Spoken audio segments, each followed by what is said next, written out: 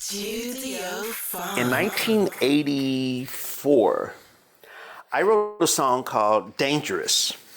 Okay, and this song was talking about a woman who was dangerous, just like like she would take your heart and steal it away, and etc. Yeah. Had this really cool thing. So I entered here in America. We had this songwriting contest. It was a yearly songwriting contest called the Budweiser Showdown Showcase. Yes, sir. And so I entered that in 1984, and with my song Dangerous. And found out I was in the top 3 final picks. Wow. It was me and 2 other people. And back then, in order to find out who's going to win the actual showdown, the actual song contest, you had to perform your song in front of a live audience and in front of all the record people that were going to be there judging and all this sort of thing. Okay. So I got my band together. We went up to L.A. where they held the showdown. I forget where it was actually at. But there was myself and the 2 other groups, and there was a live audience. We were on stage, and we each performed our songs. I won. You won the contest? But I won the contest. But listen, this is crazy. But then I get disqualified. No. Because, now check it out. This is crazy. My saxophone player had just signed a record deal with Motown. No. And nobody in the band could be signed.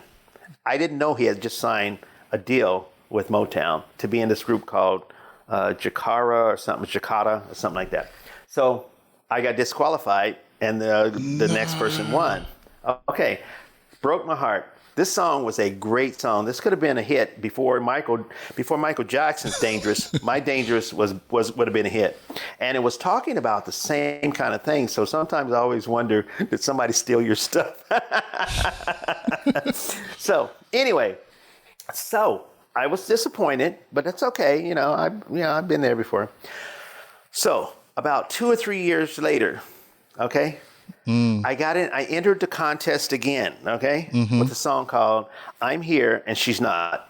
I wrote this song in my garage where I had my little studio on an 8-track Yamaha cassette recorder, okay? I wrote it, I played everything, I took it to a larger studio and we mixed it and everything and mastered it. And I entered that into the Budweiser Showdown in 1988. And guess what? I was runner-up. There was only 2 people. There was a guy from Florida and then myself. And he won the contest, but I was runner-up again.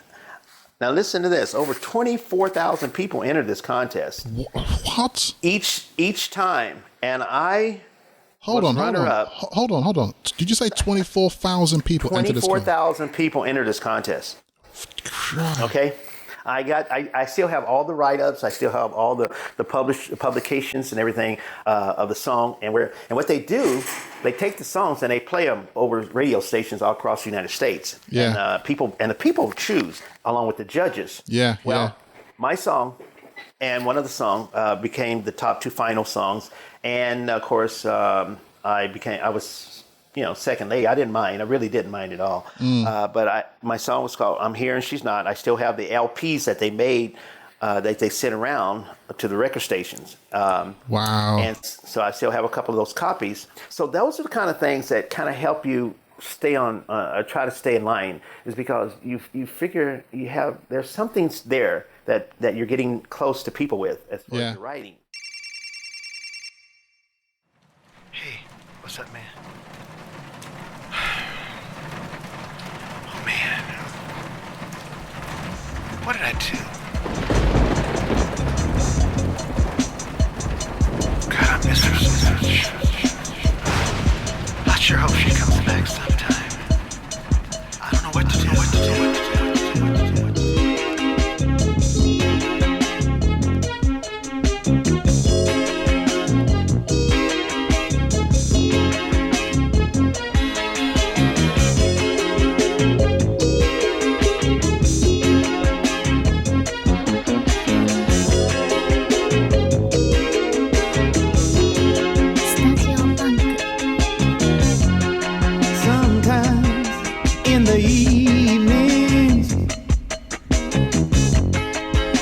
sit in a quiet room. I close my eyes and I start dreaming of a girl that I once knew. Memories come back so easily. Ooh, of loving one so fine, and wishing she were here with me. I'm about to lose my mind, but I'm here and she's not. I am lonely. Yes, I'm here and she's not. I miss her so. Yes, I'm here and she's not. I am lonely. Yes, I'm here and I wish she was here.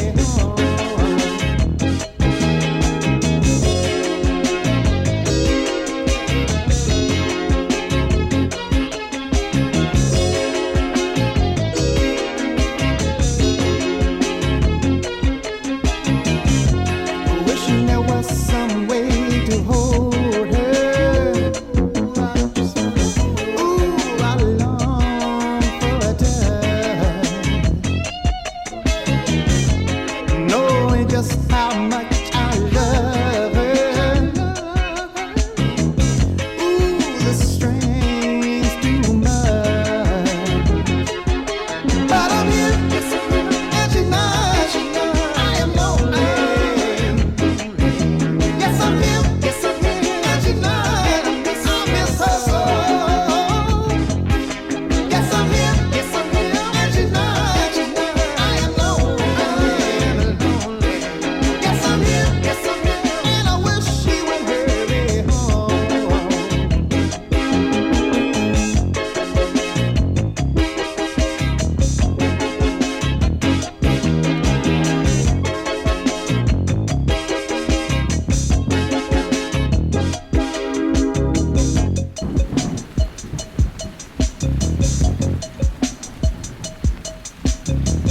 Ooh, I hear the rain against the window.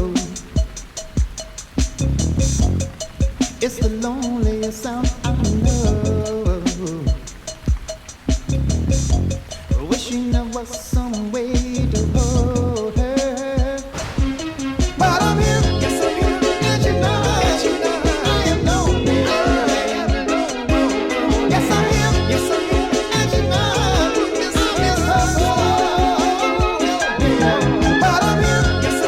And she's not. I am lonely. Yes, I'm here. And she's not. I miss her so. Yes, I'm here. And she's not. I am lonely. Yes, I'm here. And I wish she would hurry home. Yes, I'm here. Because I like I said, I've written one of my favorite songs that I wrote is actually on one of my album, and it's called Every Day, and it's got a saxophone player on it that I just love. He used to be part of the Mammy Tappy group. Right. His name is Steve Navis, and Steve has played with tons and tons of people over the period of time. Great saxophonist. Back in the early 70s, before I even met Norman and all these people, and I had all these songs I'd written that I just had in my satchel, as they call it, and that was some of the first opportunities I got to record them. And then when I was with Willie, doing a lot of writing with Willie, I wrote a song called Super Lover, and it was a funk song, and it sounded like a Prince type song, the way he would create a funk. And we recorded those tracks at Willie's studio up in Northridge. And when the earthquake came, like I said, it destroyed the studio, and I lost the tracks. It was on 2-inch tape at the time when we used to use 2-inch tape. So that was it. It was gone. It was gone forever. It was gone. It was gone. But I never forgot the song. I remember the song. I can still sing and play the song after all these years. Wow. So I just finished rewriting the song about 2 weeks ago here in my studio. Okay. And it's done to the point that I'm ready to send it over to XL and let him listen to it and see if there's something they can do to it. And it's a really cool funk song. Man, this is an exciting moment.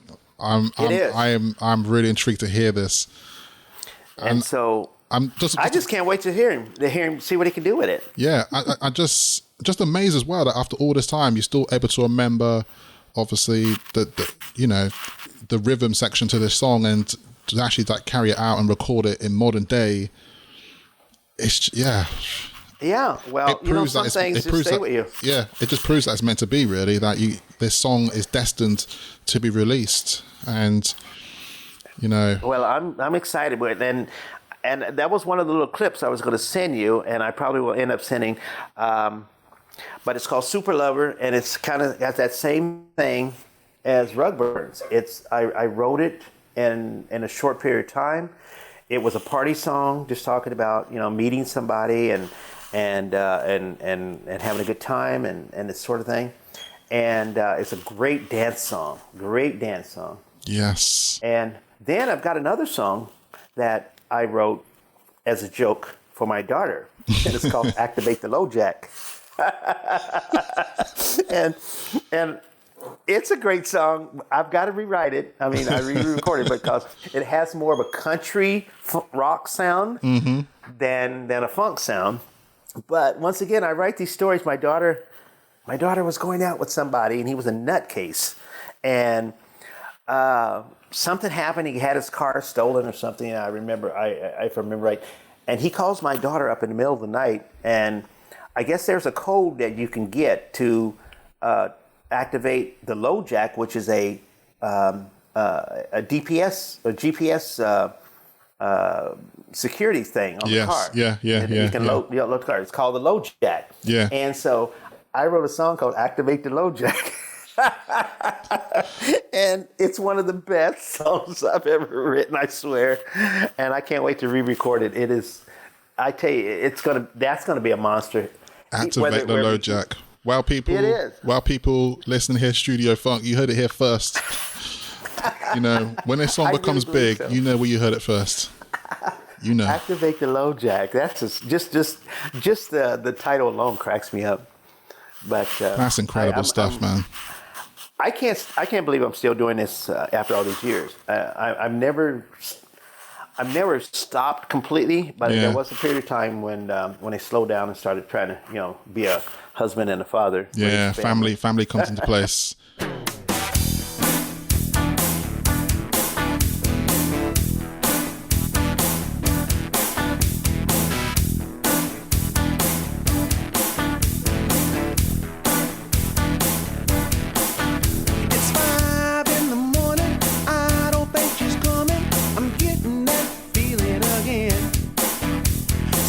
There's been some changes, I can't explain it.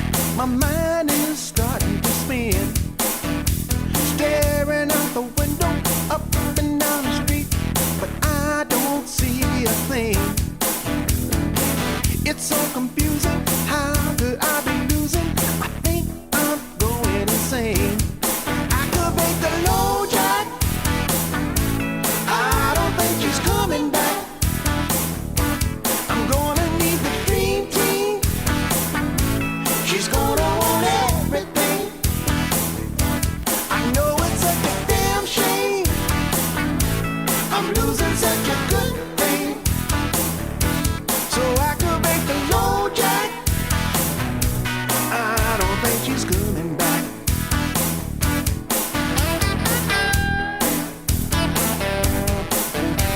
She accused me of cheating. Nighttime creeping, I told her that the girl was a friend, but she wasn't buying, accused me of lying, and out the door she ran.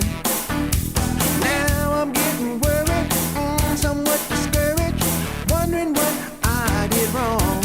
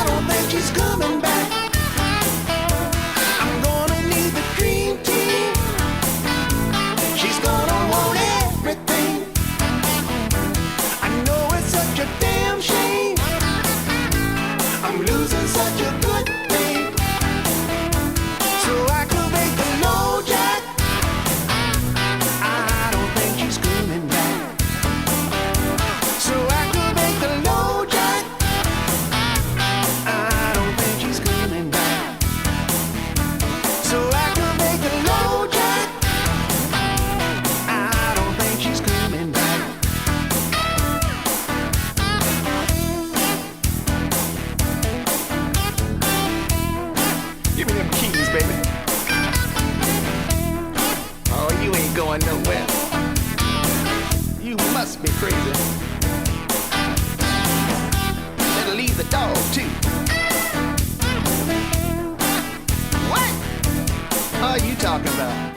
Yeah, I was just about to say, it's really great to know that you continue after all this time, and also picking it back up now. And I think it's also the blessing with Siobhan and contacting you that day, and you know, it just reignites that fire, and now that passion's alive. And also you realize as well that people like myself and many other people are just fans of your music, and you get this next chapter in the book now to create more music.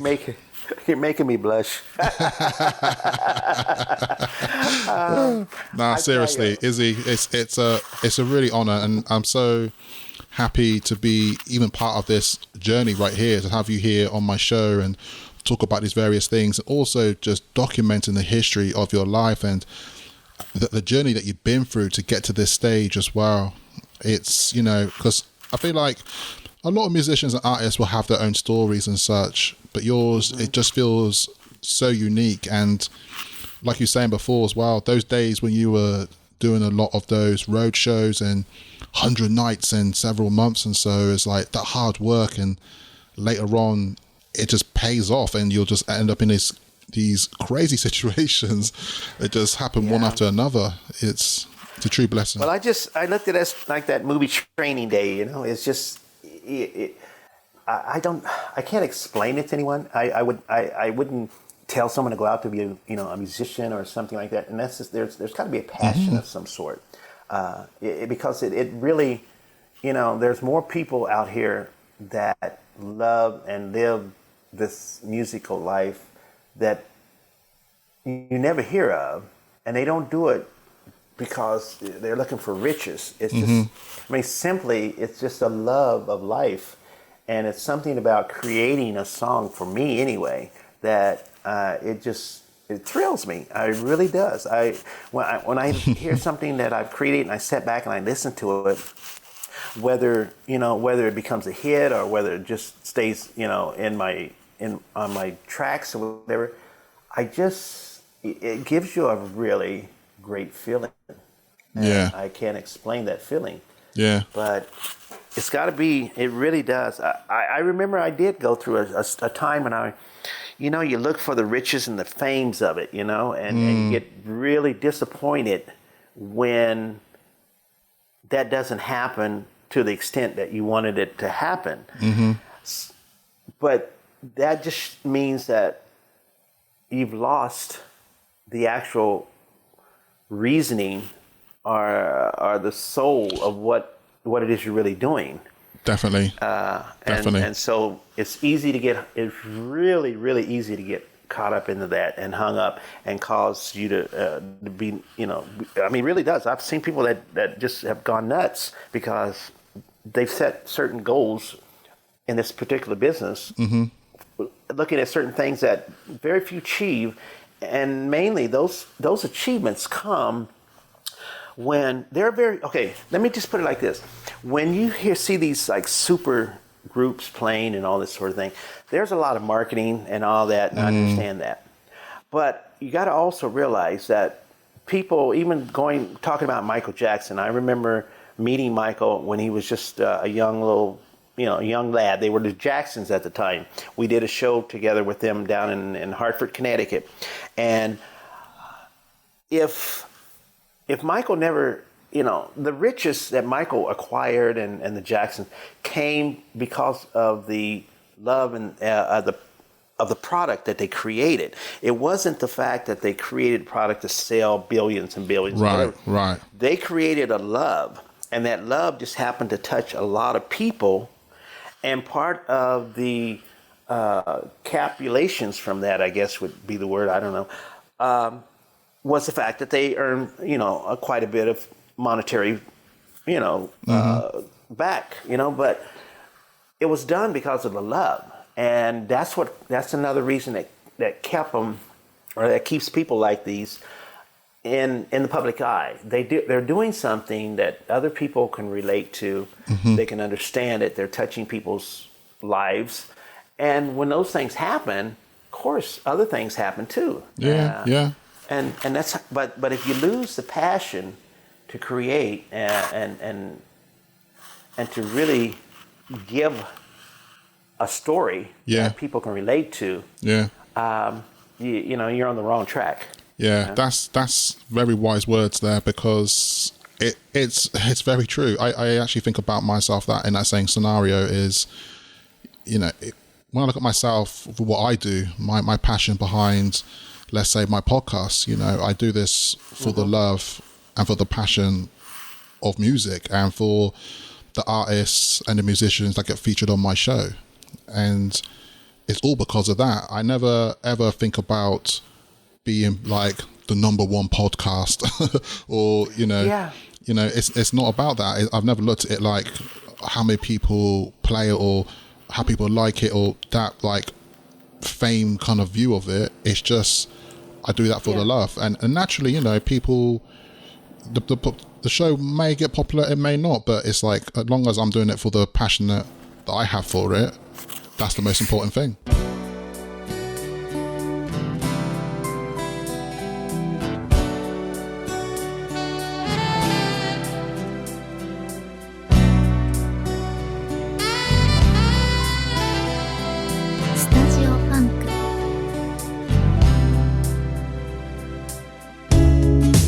Every day that I'm with you, there's a brand new feeling inside.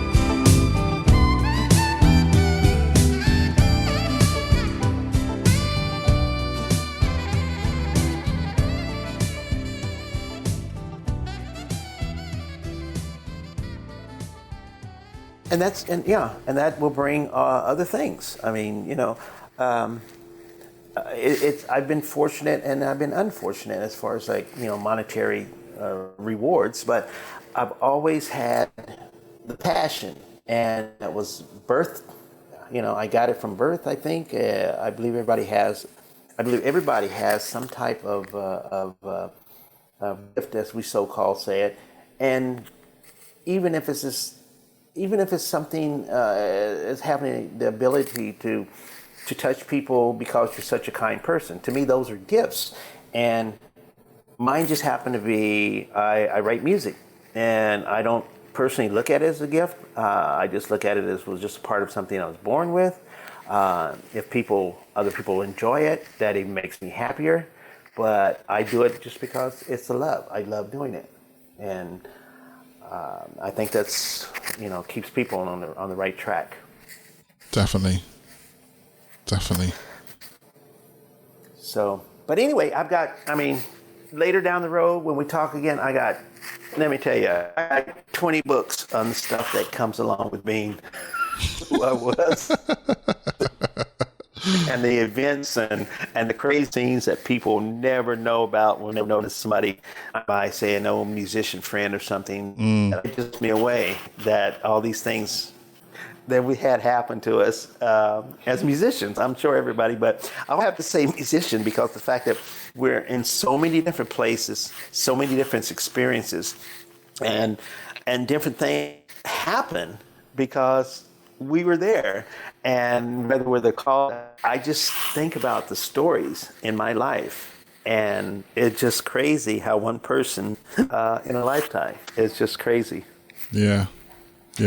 So we'll definitely have to talk about those. And believe me, a lot of them are so hilarious. You'll just, crazy. I can begin. I don't even know where I would begin right now, but I'll have to sit down and make some notes because it goes all the way. I even found a video. I don't know if I sent you the video of us, the Undisputed Truth. We were doing the song Method to the Madness. And my bass player, who just passed away not too long ago, sent me a video that I'd never seen. I think it was one of the either was Soul Train or Mean Salsa Machine, one of the shows that we were playing, and it was just so funny looking at that and me being a young kid. I just think about all the crazy stuff, crazy people that come behind the stage and off the stage. Madness. It's crazy. Madness. All the way to chess players, world chess players. I forget who the guy is. I have to look him up. But we were in Aspen, Colorado, and one of the great players. We met at the club that we were playing at there when I was with Claudia Lanier, and he was doing a tour around the United States where they would play like hundreds of people at one time in a mall or something, He would come over. He came over to where we were staying, and we actually ended up playing chess with him. But he wasn't even in the same room. He was like in another room, yelling at us to move something for him, and he beat us all in like 5 seconds, But it's just things like that where you get to meet and experience certain people and things that you have never ever experienced if you hadn't been where I was, a musician, traveling all over the country. It's just amazing how many people and things that you run into. So we'll have to definitely talk about that one time, and I'll give you some stories that you could listen to and laugh to.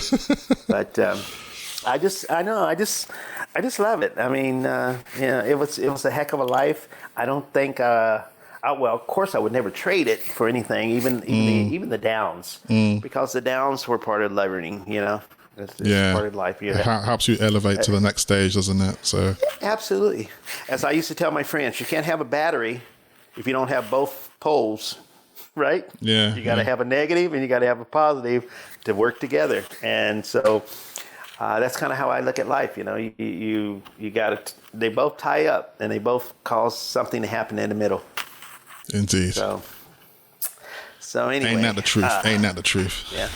So I'm going to send you some bits and pieces, probably a little later today. You can take a listen to them. I'll even send you a piece of Super Lover. You'll crack up at that. And I think seriously that song's going to be a good song. Cool. Once they work with it and see what their ideas are with it. But Wow. I'm really excited and looking forward to working with Siobhan and Primetime Records and tapes and all the musicians he has, XL, and then the funk band that works with him. I'm just excited. I think this is kind of like the beginning of another story. Indeed.